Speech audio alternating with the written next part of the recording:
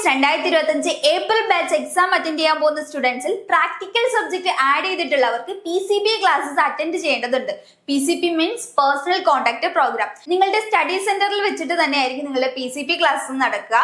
നിങ്ങളുടെ പ്രാക്ടിക്കൽ സബ്ജക്റ്റിനെ കുറിച്ചുള്ള കൂടുതൽ ഡീറ്റെയിൽസ് ആണ് ഈ ഒരു ക്ലാസ്സിലൂടെ നിങ്ങൾക്ക് ലഭിക്കുന്നത്. 1 ഡേ അല്ലെങ്കിൽ 2-3 hours ആയിരിക്കും PCP ക്ലാസ്സസ് വരുന്നത്. ഇനി PCP ക്ലാസ്സസ് എന്നാണ്, പ്രോപ്പർ ആയിട്ടുള്ള ടൈമും ഡേറ്റും ഒക്കെ അറിയണമെന്നുണ്ടെങ്കിൽ നിങ്ങളുടെ ID കാർഡിൽ മെൻഷൻ ചെയ്തിട്ടുള്ള നിങ്ങളുടെ സ്റ്റഡി സെന്ററിൽ കോൺടാക്ട് ചെയ്താൽ മതിയാവും. മാത്രമല്ല, മുൻ വർഷങ്ങളിൽ നിങ്ങൾ NAOSൽ രജിസ്റ്റർ ചെയ്തിട്ട് ഇതുവരെയും എക്സാം അറ്റൻഡ് ചെയ്യാതെ ഇപ്രാവശ്യം എക്സാം അറ്റൻഡ് ചെയ്യുന്നവരാണ് നിങ്ങളെങ്കിൽ നിങ്ങൾക്കും PCP ക്ലാസ്സസ് അറ്റൻഡ് ചെയ്യാം.